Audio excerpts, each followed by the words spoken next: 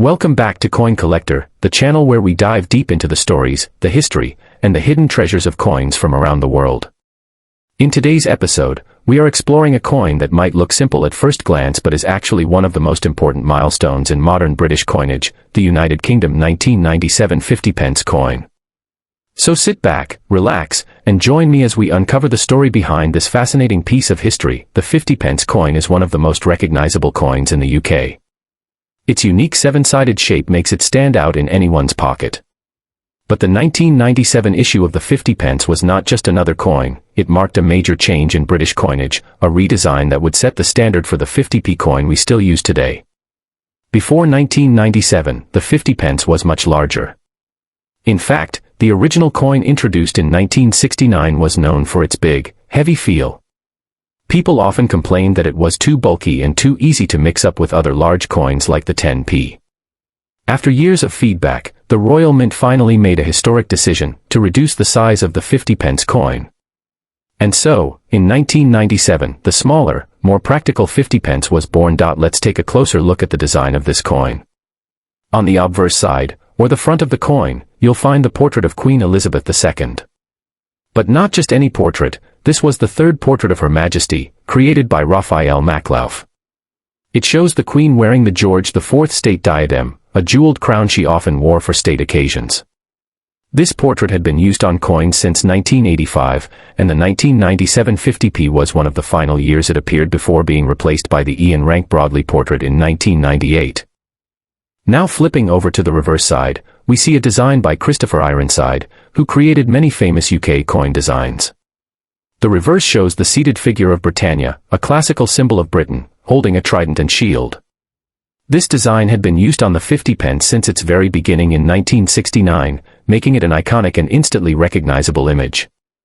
It's worth noting that in 2008, this Britannia design was retired from general circulation, replaced by Matthew Dent's Royal Shield design. But the 1997 coin keeps the classic Britannia look, which makes it a nostalgic piece for collectors. Now, the most important thing about the 1997 50p coin is not just the design, but its size. The original 50p measured 30 mm across and weighed 13.5 grams, a very chunky coin. In 1997, the Royal Mint reduced the diameter to 27.3 mm and the weight to 8 grams, making it far more convenient. This was a big deal at the time because it meant all previous large-sized 50p coins were demonetized, meaning they were withdrawn from circulation and could no longer be used as legal tender. The 1997 50p was the very first of the smaller coins, and that makes it historically significant. Now let's talk about what collectors really want to know, the value. The 1997 small 50p is not considered rare in circulation. In fact, it had a mintage of over 456 million coins, which means it's one of the most common 50p issues ever made. Because of this, if you find one in your change, it will usually only be worth its face value, 50p. However, uncirculated and proof versions of the coin can hold extra value. Brilliant uncirculated sets and proof coins released by the Royal Mint in 1997 can sell to collectors for a few pounds, often between £2 and £5, depending on condition. Proof sets featuring the coin can sometimes fetch higher prices, especially if they are still sealed in their original packaging. What makes this coin valuable in another sense is its importance in the history of UK coinage. Collectors who build complete 50p collections always make sure to include the 1997 issue, because it represents the start of the smaller size that is still in use today. Now, here are some fun and interesting facts about the 1997 50p.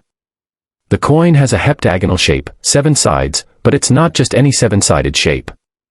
It's known as an equilateral curve heptagon, which means it has a constant width. This clever design allows it to roll smoothly in vending machines like a round coin, while still being instantly recognizable by touch.